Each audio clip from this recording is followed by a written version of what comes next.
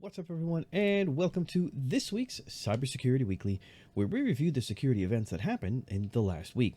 As always, I've broken the stories down in the timeline, and there's a list of the stories with time markers in the description below. So you can click on any of those time markers to jump around to any story that you want. If you find my work valuable, of course, I ask you to hit the like button and share this episode with anyone you know who can benefit from this information. And lastly, if you've not already, please also consider subscribing to my channel. Oh, drat these computers. They're so naughty and so complex. I could pinch them. We start off today with phishing. The Python package index PyPI this week warned of an ongoing phishing campaign that claims to steal developer credentials and inject malicious updates to the packages in the repository. Today we received reports of a phishing campaign targeting PyPI users. This is the first known phishing attack against PyPI, states the warning. The phishing messages are designed to trick recipients into clicking on a link to be compliant with a new Google mandatory validation process on all packages. Recipients are urged to complete the validation process by September to avoid the removal of their packages from PyPI. Upon clicking on the link, users are directed to a landing page that mimics PyPI's login page and is hosted on Google Sites. Once the attackers obtained the user account credentials, they were able to push malicious updates to legitimate packages. According to Checkmark's researcher Aviad Gershon, the first known phishing campaign targeting PyPI users, this is the first known phishing campaign, the researchers are aware of hundreds of malicious packages that were part of this attack. The phishing attempt and the malicious packages are linked by the domain linkedopports.com, which appears in the malicious package code and also functions as the location to which the phishing site tries to send the stolen credentials, reads the analysis published by Checkmarks. At the time of the discovery, the packages had a low detection. The malicious code is digitally signed and is untypically large, it's around 63 megabytes, in an attempt to evade antivirus detection. The researchers also found another domain related to this attacker's infrastructure, ledgedown.com, registered under the same IP. This domain poses as a legitimate website of the crypto assets app Ledger Live. This is another step in the attacks against open source packages and open source contributors, concludes the post. We recommend checking your network traffic against the IOCs listed in the article, as well as always encouraging contributors to use two-factor authentication. We now move on to patches. Apple has released new updates to backport patches released this month to older iPhone and iPad devices addressing the CVE 2022-32893 flaw. The CVE 2022-32893 flaw is an out-of-bounds issue that impacts WebKit. An attacker can trigger the flaw by tricking target devices into processing maliciously crafted web content to achieve arbitrary code execution. Apple is aware of a report that this issue may have been actively exploited. On August 19th, the U.S. Cybersecurity and Infrastructure Security Agency added 7 new flaws to its known exploit vulnerabilities catalog, including the Apple Zero Day. Today, Apple released a new security advisory to describe the security content of iOS 12.5.6. The company released new updates to address the issues in iPhone 5s, iPhone 6, iPhone 6 Plus, iPad Air, iPad Mini 2, iPad Mini 3, and iPad Touch 6th generation. Running iOS 12.5.6, Apple urges users to install these iOS security updates as soon as possible to prevent potential exploitation of the vulnerability. We now move on to attacks, vulnerabilities, and updates. McAfee researchers discovered 5 malicious Google Chrome extensions with a total install base of over 1,400,000 installs. The malicious Google Chrome extensions were masquerading as Netflix viewers, website coupons, and apps for taking screenshots of a website. The extensions are designed to track the user's browser activity. They are also able to insert code into e-commerce websites being visited. Basically, the extension modifies the cookies on the site so that the extension authors receive affiliate payment for any items processed or purchased. Every website visited is sent to servers owned by the extension creator. They do this so that they can insert code into e-commerce websites being visited. This action modifies the cookies on the site so that the extension authors receive affiliate payment for any items purchased, reads the analysis published by the experts. The users of the extensions are unaware of this functionality and the privacy risk of every site being visited being sent to the servers of the extension authors. Some of the extensions implemented a time check before they would perform any malicious activity to avoid detection. The researchers noticed that the malicious extensions start operating after 15 days from their installation. McAfee advises its customers to be cautious when installing Chrome extensions and pay attention to the permissions that are requesting, concludes the report. The permissions will be shown by Chrome before the installation of the extension. Customers should take extra steps to verify the authenticity if the extension is requesting permissions that enable it to run on every website you visit, such as the one detailed in the blog. Microsoft researchers discovered a high-severity flaw, CVE 2022-28799, in the TikTok Android app, which could have allowed attackers to hijack users' accounts with a single click.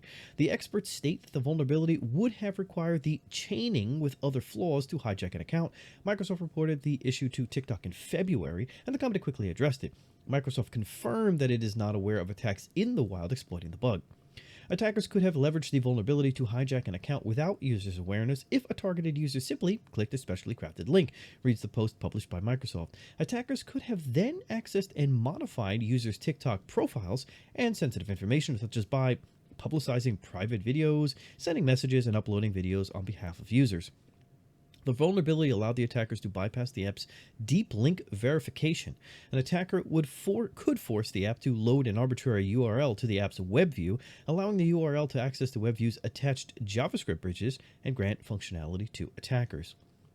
In order to trigger the issue, the researchers relied on the app's implementation of JavaScript interfaces, which are provided by a component of the Android operating system called WebView. Applications can load the display web pages through WebView. It also provides bridge functionality that allows JavaScript code in the web page to invoke specific Java methods of a particular class in the app. Loading untrusted web content to WebView with application-level objects accessible via JavaScript code renders the application vulnerable to JavaScript interface injection, which may lead to data leakage, data corruption, or in some cases, arbitrary code execution, continues the report. While analyzing the functionality accessible to the JavaScript code in web pages loaded to WebView, the researchers identified more than 70 exposed methods. Microsoft pointed out that using the exploit to hijack WebView, it is possible to invoke these methods to grant functionality to attackers. Some of the exposed methods can allow attackers to access or modify users' private information, while others can perform authentication HTTP requests to any URL given as a parameter. The method also accepts a set of parameters in the form of a JSON string that can be used to form the body of a POST request and returns the server's reply, including the headers. By invoking such methods, an attacker can retrieve the user's authentication tokens by triggering a request to a controlled server and logging the cookie and the requested headers, retrieve or modify the user's TikTok account data, such as private videos or profile settings, by triggering a request to a TikTok endpoint and retrieving the reply via the JavaScript callback. Italian oil giant company Eni discloses security breach. Threat actors gained access to its network, but according to the company, the intrusion had minor consequences because it was quickly detected. The internal protection systems that detected unauthorized access to the corporate network in recent days, a spokesperson for the company told Reuters in response to a query. The company reported the incident to the Italian authorities, which launched an investigation to determine the extent of the attack. Bloomberg News first reported the news of the attack on Wednesday, speculating that Eni appeared to have been hit by a ransomware attack. Without technical details about the attack, it is not possible at this time to determine how attackers breached the company, the motivation, and attribute the intrusion to a specific threat actor. People familiar with the situation said Eni appeared to be hit by a ransomware attack. Ransomware is, again, a type of malware that locks computers and blocks access to files in lieu of a payment. It's not clear who was responsible for the breach. The Italian energy sector appears to be under attack. Italy's energy agency Gestor dei Servizi Energetici SPA was hit by a cyber attack. GSE is the government agency that operates the Italian electricity market.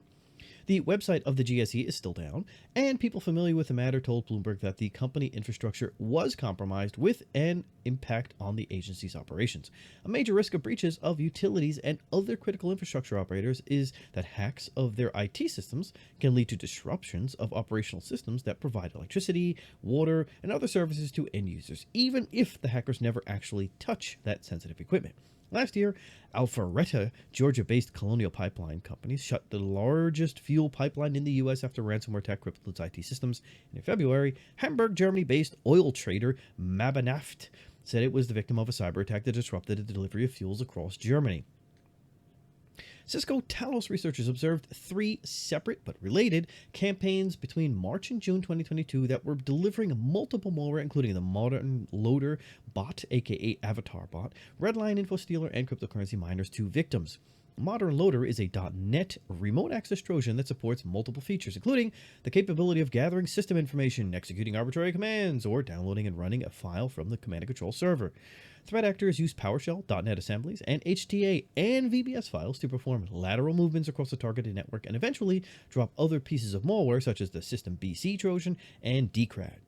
DCRAD. The attackers use of a variety of off-the-shelf tools makes it difficult to attribute this activity to a specific adversary. The attack chain starts with an HTML application file that runs a PowerShell script hosted on a command and control server, which executes the next stage of the loading process. The next stage is the PowerShell loader. The loader contains embedded code of 3 modules, which are loaded using reflection as additional .NET assemblies into the PowerShell process space. The downloaded PowerShell code also downloads and runs auxiliary modules and payloads. Reads the analysis published by Cisco Talos. There are usually 3 modules in this loader format. The first disables AMC scanning functionality, the second is the final payload, and the last injects the payload into the process space of a newly created process, usually regservices.exe.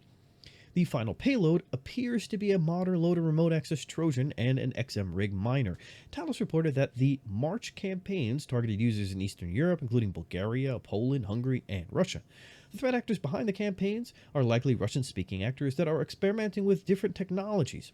Experts speculate that the usage of ready-made tools demonstrates that despite the actors understanding the TTPs required for a successful malware campaign, they haven't the technical skills to develop their own arsenal.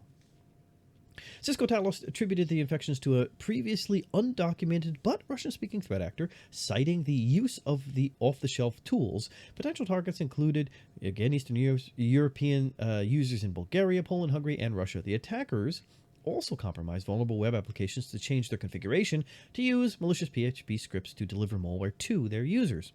The attackers attempted to compromise WordPress and cPanel installs to distribute the malware using files masqueraded as fake Amazon gift cards. The actor is frequently using open source components and code generators to achieve its goals. A number of remote access tools, stealers, and crypto miners are used in the campaigns to eventually reap financial benefits for the actor. The actor has an interest in an alternative distribution channel, such as compromised web applications, archive infections, and spreading by using Discord webhooks, concludes the report. Despite all the techniques and tactics used, we estimate that the success of these campaigns is limited.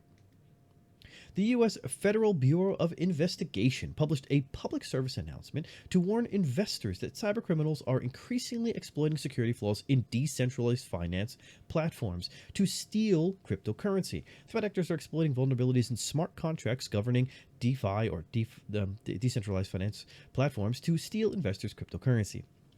Smart contracts are self-executing contracts with the terms of the agreement between the buyer and seller written directly into lines of code that exist across a distributed, decentralized blockchain network. Crooks are attempting to exploit vulnerabilities in protocols implemented by cross-chain bridges and DeFi platforms. According to the PSA, between January and March 2022, cybercriminals stole $1.3 billion in cryptocurrencies, most of them, 97%, from DeFi platforms.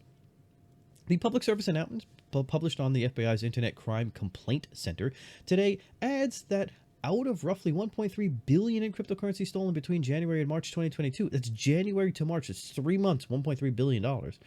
They snatched almost 97% of it from the DeFi platforms. According to CertIC, since the beginning of the year, 5 cross-chain bridge attacks have led to losses of $1,317 million, amounting to 57% of the total losses in Web3 in 2022.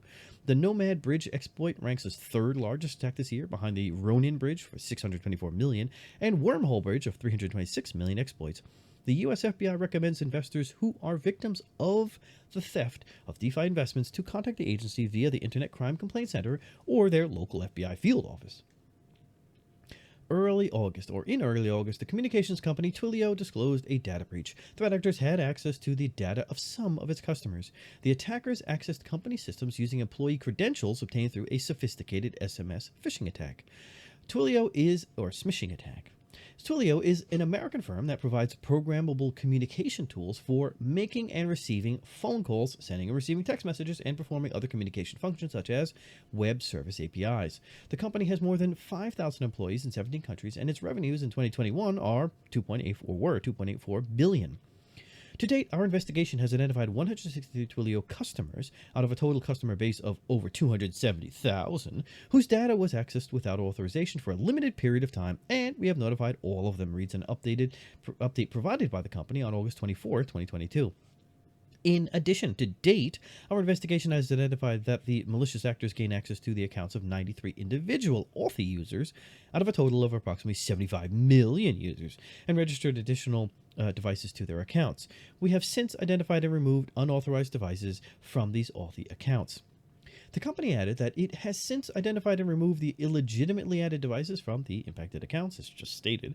Twilio-owned company Authy provides two-factor authentication to protect accounts from hacking.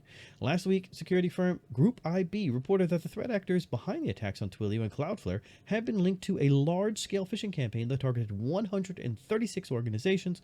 Most of the victims are organizations providing IT, software development, and cloud services. The company, codenamed Octopus, or the campaign, codenamed Octopus, resulted in the compromise of 9,931 accounts, 3,120 compromised user credentials with email. Threat actors behind the Octopus campaign aimed at obtaining Okta identity credentials and two-factor authentication codes from users of the targeted organizations. Then the attackers could gain unauthorized access to any enterprise resources by using this information. The U.S. Cybersecurity and Infrastructure Security Agency added 10 new vulnerabilities to its known exploited. Baker and Taylor, one of the world's largest distributors of books worldwide, suffered a ransomware attack on August 23rd. The incident impacted the company's phone systems, their offices, and service centers. On August 24th, the company announced that the attack caused disruptions to its business-critical systems, and its technical staff is working on restoring impacted servers. Thank you again for your patience, kind words, and partnership as we recover from last week's ransomware attack. Our team has been working around the clock to return to normal operations. Baker and Taylor said in an update published on August 29th, "Our priority has been remediating our systems and ensuring they are sanitized. As that work is completed, our focus is transitioning to restoration, bringing our systems online, and returning to operations in a phased approach. We expect disruptions to continue this week, but are hopeful that we can provide timelines for individual systems and applications as the week progresses. Thank you for your understanding." This time, the company did not reveal the name of the ransomware family that infected systems or if the threat actors have stolen its data. A team of cybersecurity experts from the FBI is heading to Montenegro to help local authorities in investigating the recent massive cyber attack that hit the government infrastructure last week. This is another confirmation of the excellent cooperation between the United States of America and Montenegro, and a proof that we can count on their support in any situation, the ministry said of the deployment of the cyber action team. Last week, an unprecedented cyber attack hit the government's digital infrastructure in Montenegro, and the local authorities timely adopted measures to mitigate its impact. Montenegro immediately reported the attack to other members of the NATO alliance. Certain services were switched off temporarily for security reasons, but the security of accounts belonging to citizens and companies and their data have not been jeopardized, said Public Administration Minister Maraz Dukaj. According to the ministry, the attack began on Thursday night. The U.S. Embassy in Montenegro advised U.S. citizens to limit movement and travel in the country to the necessities and have travel documents up to date and easily accessible, fearing that the attack could impact government infrastructure for the identification of people residing in Montenegro and the transportation. A persistent and ongoing cyber attack is in process in Montenegro, reported the website of the U.S. Embassy in the capital, Podgorica. The attack may include disruptions to the public utility, transportation, including border crossings and airport and telecommunications sectors. The National Security Agency issued a warning to organizations operating critical infrastructure. The state-owned power utility EPCG has switched its operation to manual handling to prevent any possible damage, explained Milutin Djukanovic, president of the EPCG board of directors. The company also opted to temporarily deactivate some client services as a precaution. The government believes that the attack was orchestrated by a nation-state actor. As you can see, these attacks are getting larger and larger, and we're seeing more and more depth to what it affects, including your transportation or travel within a country that may not be your own or even your own.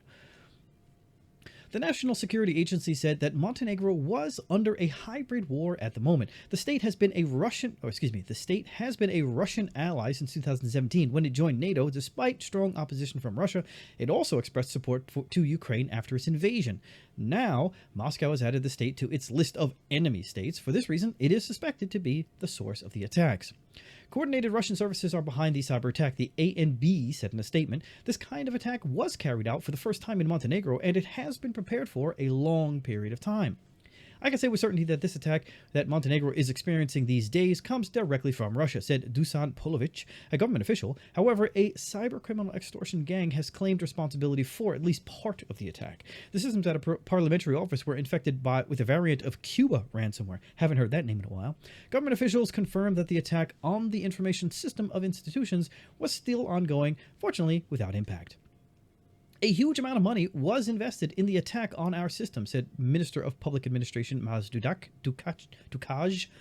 He added that his ministry cannot determine the source of the attack, but that there is strong indication that it is coming from Russia. In January 2020, the chairman of the NATO Military Committee, Marshal Sir Stuart Peach, announced the effort of the alliance in facing Russian hybrid attacks. The term hybrid warfare refers to a military strategy which employs political warfare and blends conventional warfare, irregular warfare, and cyber warfare with other influencing methods such as fake news, diplomacy, lawfare, and foreign electoral intervention. Securonix threat researchers recovered a persistent Golang-based malware campaign tracked as WEBBFUSCATOR that leveraged the deep field image taken from the James Webb Telescope.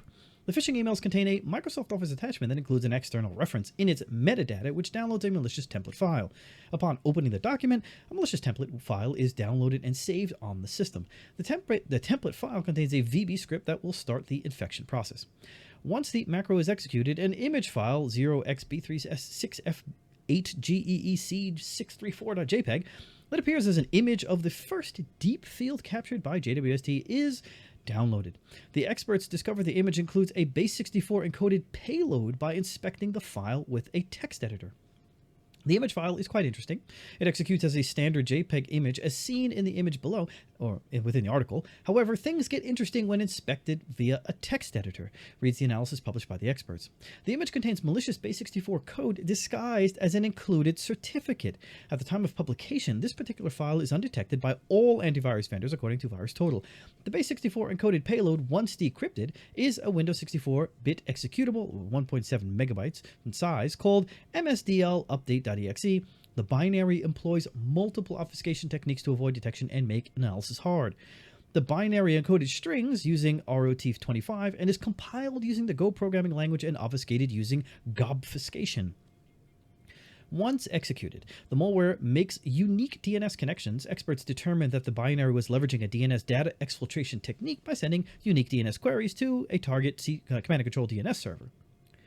The command and control domains employed in this campaign have been registered in late May 2022. The researchers shared indicators of compromise along with MITRE attack techniques. Overall, TTPs observed with Go WEBBFUSCATOR during the entire attack chain are quite interesting. Using a legitimate image to build a Golang binary with certutil is not very common in our experience, or typical and something we are tracking closely.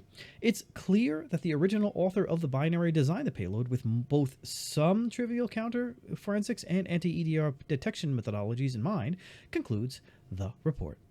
Proofpoint's threat research team uncovered a cyber espionage campaign targeting entities across the world that was orchestrated by a China-linked threat actor. The campaign aimed at entities in Australia, Malaysia, and Europe, as well as organizations that operate in the South China Sea. Proofpoint analyzed the campaign with the help of threat intelligence researchers from PwC. The campaign has been active since April 2022 through June. The threat actor was observed delivering the ScanBox exploitation framework to target visitors of a rogue Australian news website. TA423 is a China-linked cyber espionage group that has been active since 2013. It focuses on political events in the Asia-Pacific region, specifically on the South China Sea. Over the years, the group hit defense contractors, manufacturers, universities, government agencies, legal firms involved in diplomatic disputes, and foreign companies involved with Australasian policy or South China Sea operations. The joint efforts of Proofpoint and PwC researchers provide a moderate confidence assessment that recent campaigns targeting the federal government in energy and manufacturing sectors globally may represent recent efforts by TA423, or Red Aladdin, read the report published by the experts. In June 2021, the U.S. Justice Department DOJ indicted 4 members of the China-linked cyber espionage group Apt40, aka Temp Periscope, Temp Jumper, and Leviathan, for hacking tens of government organizations, private businesses, and universities around the world between 2011 and 2018. The recent ScanBox-related phishing campaigns were conducted between April 2022 and June 2022 and primarily targeted local and federal Australian government agencies, Australian news media companies, and global heavy industry manufacturers which conduct maintenance of fleets of wind turbines in the South China Sea. The phishing messages originated from Gmail and Outlook email addresses likely created by the threat actor and utilized multiple subjects including sick leave, user research, and request cooperation. The attacker poses as an employee of the fictional media publication Australian Morning News. The messages attempt to trick recipients into visiting a link to a rogue domain that served the ScanBox framework. ScanBox allows to deliver JavaScript code in one single block or as a plugin-based modular architecture. ScanBox can be used to harvest information on the victims and to deliver next stage payloads to targets. It was employed by multiple China-linked app groups in the past, including Stone Panda App, TA413, and Lucky Mouse. The RTF template injection URL returned a macro-laden Microsoft Word document. The macro contains a series of hard-coded hex bytes stored as strings. These strings are reassembled by the macro and converted into 2 files, a PE and a DLL, which are saved to the victim host and executed. The macro also makes a URL request seemingly to return an update config value, which may be used by the final installed payload, continues the report. Russian streaming platform discloses a data breach impacting 7.5 million users. According to the company, the attackers stole a 2021 database from its infrastructure and also shared samples online to demonstrate the authenticity of the claims. Russian news outlet Medusa verified that the leaked data are valid. As follows from the leak, 24.6 million start users registered from Russia, 2.3 million from Kazakhstan, 2.1 million from China, and 1.7 million from Ukraine, reads the post published by Medusa news outlet. Specialists randomly checked random entries from the database through the password recovery function on the online cinema website. All logins turned out to be valid. Stolen data include email addresses, phone numbers, and usernames, while financial data were not exposed. The company added that browsing history or passwords were not included in the stolen database. Google launched a new bug bounty program as part of the new Open Source Software Vulnerability Rewards Program, or OSSVRP, that covers the source projects of the IT giant. The company will pay up to $31,337 for vulnerabilities in its projects, while its lowest payout will be $100. Google is one of the largest contributors and users of open source. It maintains popular projects such as Bazel, Angular, Golang, protocol buffers, and Fuchsia. With the addition of Google OSSVRP to our family of vulnerability reward programs, researchers can now be rewarded for finding bugs that could potentially impact the entire open source ecosystem, reads the announcement published by the company. Google launched the original VRP program 12 years ago. Over time, the company's program has covered additional products and services such as the Chrome browser and the Android operating system. The company confirmed that collectively, its programs have rewarded more than 13,000 submissions, totaling $38 million paid out. The new bug bounty program aims to secure the code used in the company's open source and reduce the risk of rising supply chain attacks. Last year saw a 650% year-over-year increase in attacks targeting the open source supply chain, including headliner incidents like CodeCove and Log4Shell that showed the destructive potential of a single open source vulnerability, continues the company. Google's OSSVRP is part of our $10 billion commitment to improving cybersecurity, including securing the supply chain against these types of attacks for both Google's users and open source consumers worldwide. The program focuses on all up-to-date versions of open source software stored in the public repositories of Google-owned GitHub organizations like Google, Google APIs, Google Cloud Platform. The program also covers third-party dependencies of these projects, but the announcement states that researchers will have to send a prior notification to the affected dependency. Google encourages white hat hackers and bug hunters to submit vulnerabilities that lead to supply chain compromise, design issues, and other security issues such as sensitive or leaked credentials, weak passwords, or insecure installations. The U.S. Federal Trade Commission filed a lawsuit against the U.S.-based data broker Kochava for selling sensitive and precise geolocation data collected from hundreds of millions of mobile devices. Defendants' violations are in connection with acquiring consumers' precise geolocation data and selling the data in a format that allows entities to track the consumer's movements to and from sensitive locations, including, among others, locations associated with medical care, reproductive health, religious worship, mental health, temporary shelters such as shelters for the homeless, domestic violence survivors, or other at-risk populations, and addiction recovery, reads the complaint. Collected data could allow Kochava's clients to identify and monitor the movements of mobile users through a data feed available via online data marketplace like Webb, AWS Marketplace, after paying for a $25,000 license subscription license. The FTC remarks that the data provided by Kochava exposes individuals to threats of stigma, stalking, discrimination, job loss, and even physical violence. The description of the service in the online marketplace provided by Kochava states that it offers rich geodata spanning billions of devices globally. The company also claimed that its location data feed delivers raw latitude and longitude data with volumes around 94 B plus geo transactions per month, 125 million monthly active users, and 35 million daily active users on average, observing more than 90 daily transactions per device. The lawsuit aims at tracking the sale of sensitive geolocation data and also requiring the company to delete the sensitive geolocation information it has collected.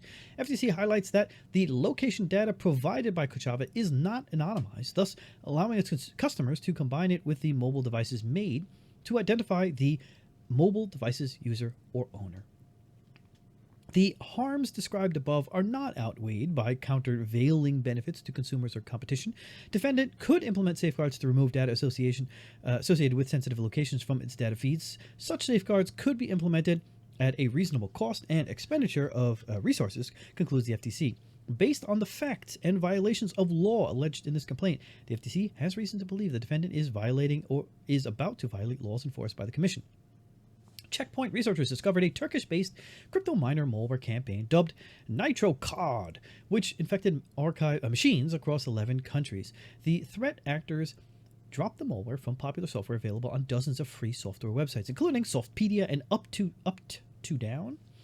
Experts noticed that the software can also be easily found through Google by searching Google Translate Desktop Download. The software can also be easily found through Google when users search Google Translate Desktop Download. While the applications boast a 100 clean banners on some site, the applications are in fact Trojanized and contain a delayed mechanism to unleash a long multi-stage infection that ends with a crypto mining malware. Reads the analysis published by Checkpoint. After the initial software installation, the attackers delayed the infection process for weeks and deleted traces from the original installation. This allowed the campaign to successfully operate under the radar for years. The malicious code is first executed almost a month after the attackers used a scheduled tasks mechanism to implement delays between each stage of the infection chain. The infection chain starts with the installation of a tainted program downloaded from the internet. Upon executing the software, an actual Google Translate application is installed and an updated file is dropped, which starts a series of 4 droppers until the actual malware is dropped. Once the malicious code is executed, the malware connects to the command and control server to get the XMRig crypto miner configuration and starts mining cryptocurrencies. In order to avoid detection, the Stage 5 dropper performs some checks to determine if the malicious code is running in a VM or if some security programs are installed on the infected machine. If one of the security software is found, the malicious program exits. Patrick Hillman, Chief Communication Officer of Binance, confirmed that scammers used his deepfake AI hologram to trick users into online meetings and target the projects of clients of the company. Hillman explained in a blog post that the attack was orchestrated by a sophisticated hacking team that used video footage of interviews and TV appearances to create the deepfake video. It turns out that a sophisticated hacking team used previous news interviews and TV appearances over the years to create a deepfake of me. Other than the 15 pounds that I gained during COVID being noticeably absent, this deep fake was refined enough to fool several highly intelligent crypto community members, reads the Post. Other than the 15 pounds, so that's repeat of the same sentence, no reason why. The executive also reported that the company is observing a spike in scammers pretending to be Binance employees and executives on platforms such as Twitter, LinkedIn, Telegram, and others. RE Security, a California-based cybersecurity company protecting Fortune 500 companies, has identified leaked, personally identifiable information stolen from Thailand's Department of Medical Sciences containing information about citizens with COVID-19 symptoms. The incident was uncovered last week and shared with Thai CERT. Based on the acquired samples and additional insights related to the security incident, the bad actors were able to gain unauthorized access to the government portal, allowing them to manage users and records illegally. According to the actors, they were able to steal sensitive and personal information, including, but not limited to, the last name, first name, sex, age, contact details, medical history, and related local healthcare identifiers, reads the post published by iSecurity. The access was possible due to an active SQL injection vulnerability and an authorization module of the web app used for online surveys. At the time of the breach identification, the bad actors could have accessed at least 5,151 detailed records with potential exposure of 15,000 in total. Thailand is not the only region where cybercriminals hunt for personal and medical data. Most healthcare services in Thailand are available in digital form for citizens. That's why they're always an attractive target for cyber espionage groups and other dark web actors collecting information for malicious purposes. One example is to use the stolen data for further identity theft. This year, similar incidents occurred in Indonesia and India, leading to the theft of COVID-19 patient records. RA Security has shared in a timely manner the exposed leaked data with the relevant authorities and law enforcement to ensure the affected citizens will be protected in the scope of the existing privacy laws and data protection regulations in Thailand. Intelexa is an Israeli surveillance firm founded by Israeli entrepreneur Tal Dilian. It offers surveillance and hacking solutions to law enforcement and intelligence agencies. The VX Underground researchers shared some images of several confidential documents that appear to be the commercial offer of Intellect. Leaked documents details the purchase of an iOS remote code execution zero-day exploit for $8 million. The leaked documentation demonstrates that the company offers services for remote data extraction from Android and iOS devices. The offer includes remote one-click browser-based exploits that allow threat actors to compromise both Android and iOS mobile devices. Threat actors could use these exploits by tricking targets into clicking on a link. The company offers 10 concurrent infections for iOS and Android devices, along with a magazine of 100 successful infections.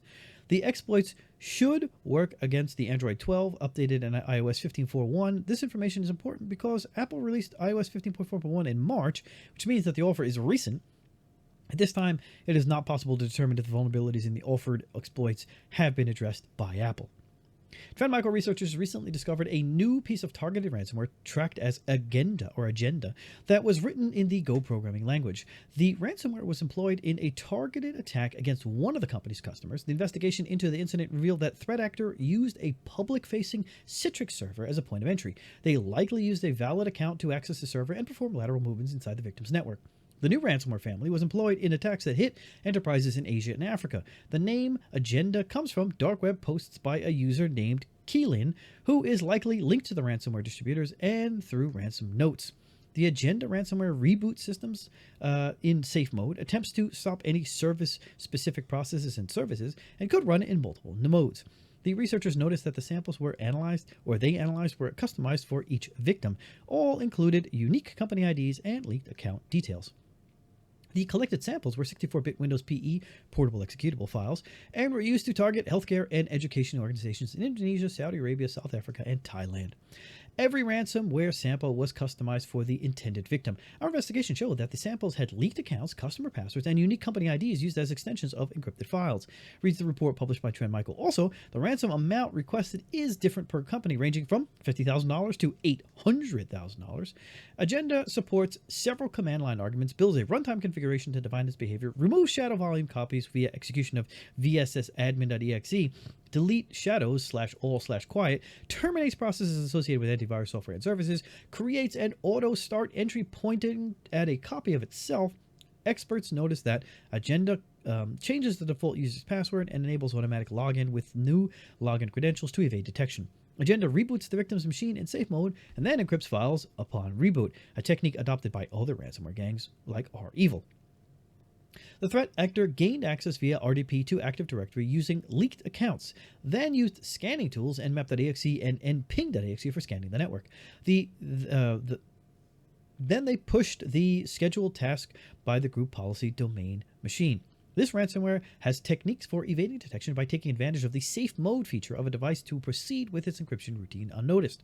The ransomware also takes advantage of local accounts to log on as spoofed users and execute the ransomware binary. Further encrypting other machines if the log-on attempt is successful. It also terminates numerous processes and services and ensures persistence by injecting a DLL into servicehost.exe.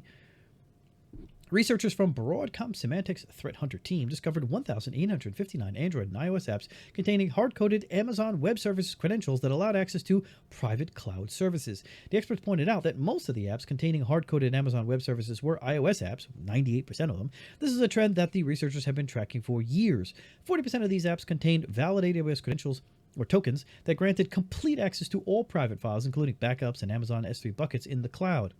Over 3/4, 77% of the apps contained valid AWS access tokens allowing access to private AWS cloud services, reads the report published by Broadcom Symantec.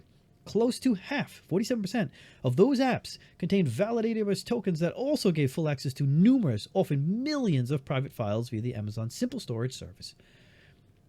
The experts discovered that the majority of the apps, 53%, were using the same AWS access tokens found in other apps developed by the same team or company.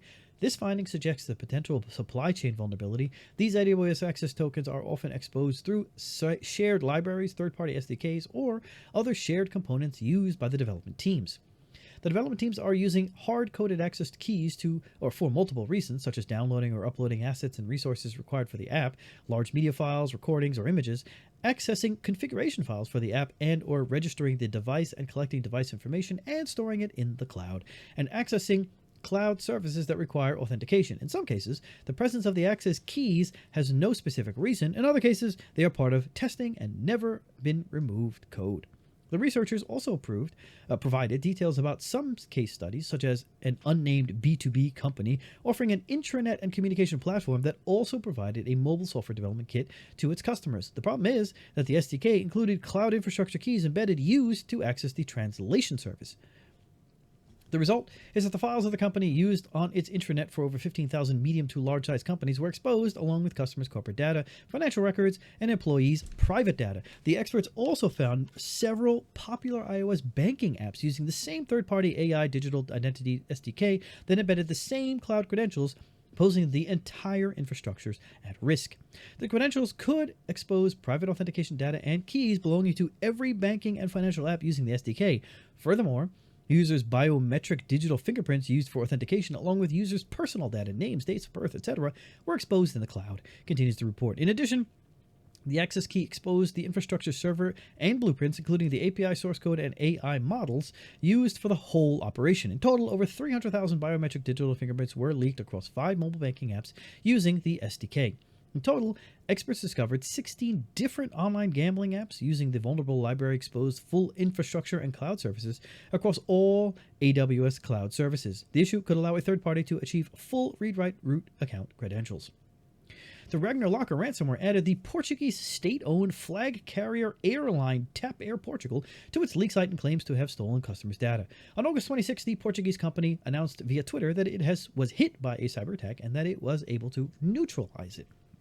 Several days ago, TAP Air Portugal made a press release where they claimed with confidence that they successfully repelled the cyber attack and no data was compromised. But we do have some reasons to believe that hundreds of gigabytes might be compromised, reads the message published by the gang on its leak site. Now try to guess what happens if someone, guess who, will provide the huge amount of irrefutable evidence which shows that official statement of TAP Air is not true. The incident that occurred with them on Friday, in terms of the compromised personal data scale, it exceeds even the incident with company EasyJet. The ransomware group published screenshots of the stolen data, which allegedly includes names, addresses, email addresses, phone numbers, corporate IDs, travel information, nationality, gender, and other personal information.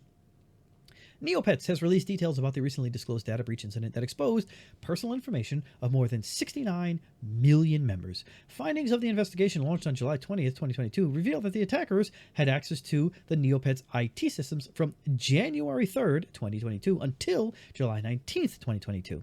The company learned about the breach only after a hacker offered to sell a Neopets database for 4 bitcoins. The hacker claimed the database contains 460 megabytes of source code and sensitive personal information for 69 million members.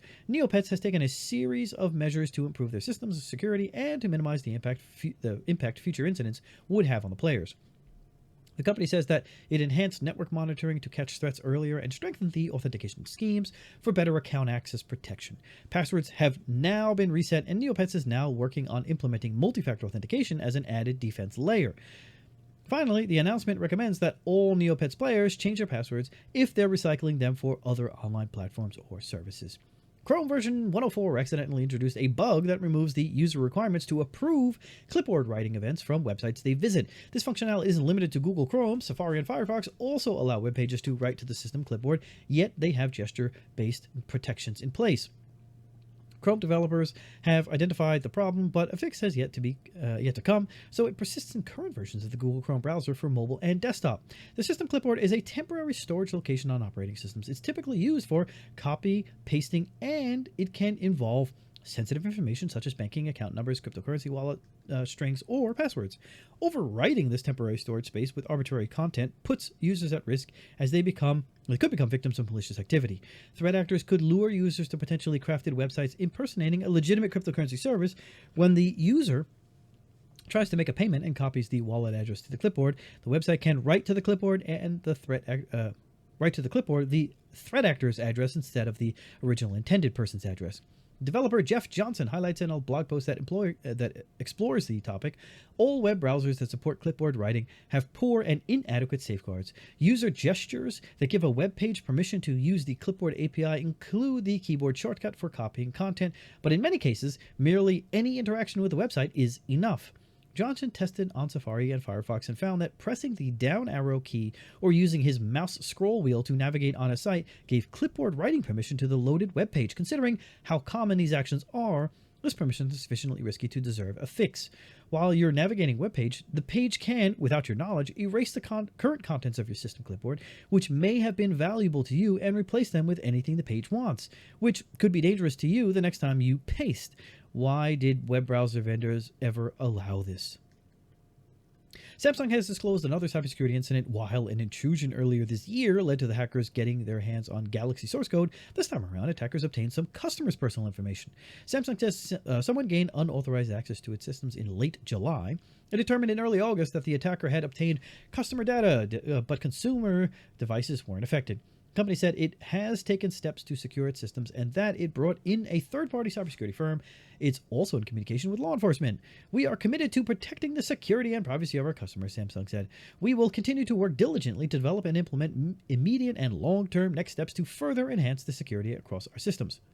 We now move on to other security news. The U.S. Cybersecurity Infrastructure Security Agency added 10 new vulnerabilities to its known exploited vulnerabilities catalog, including a high-severity flaw, CVE 2021-38406 CVS, a score of 7.8, impacting Delta Electronics industrial automation software. According to Binding Operation Directive 2201, reducing the significant risk of known exploitable vulnerabilities, SCEB agencies have to address the identified vulnerabilities by the due date to protect their networks against attacks. Exploring the flaws in the catalog, experts recommend also private organizations review the catalog and address the vulnerabilities in their infrastructure. According to the U.S. agency, Delta Electronics DOP Soft 2 lacks proper validation of user supply data when parsing specific project files, improper input validation.